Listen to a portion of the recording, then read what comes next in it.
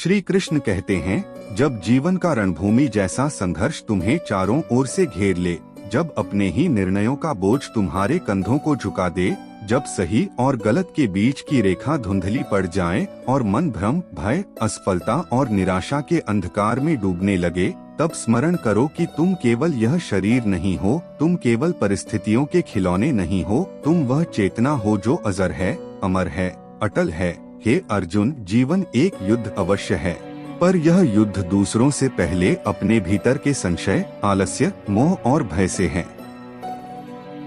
जो स्वयं को जीत लेता है उसे संसार की कोई शक्ति पराजित नहीं कर सकती। तुम कर्म करो, क्योंकि कर्म ही तुम्हारा अधिकार है, फल पर तुम्हारा नियंत्रण कभी था ही नहीं।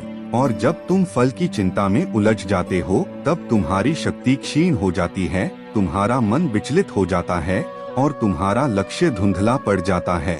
इसलिए उठो, अपने कर्तव्य को पहचानो, उसे पूरे समर्पण, पूरी ईमानदारी और पूरी निष्ठा से निभाओ, क्योंकि कर्म ही तुम्हारी पहचान है।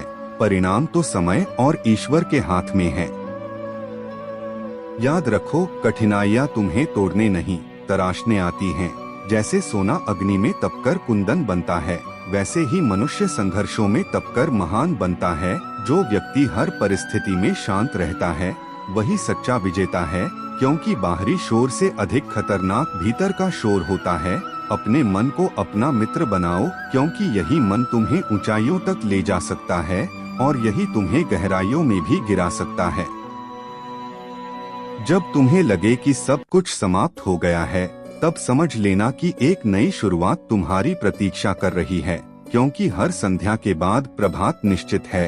विश्वास रखो कि जो भी हो रहा है वह तुम्हारी आत्मा के विकास के लिए हो रहा है, और जो तुम्हारे जीवन से जा रहा है वह तुम्हें किसी बड़े उद्देश्य की ओर ले जा रहा है।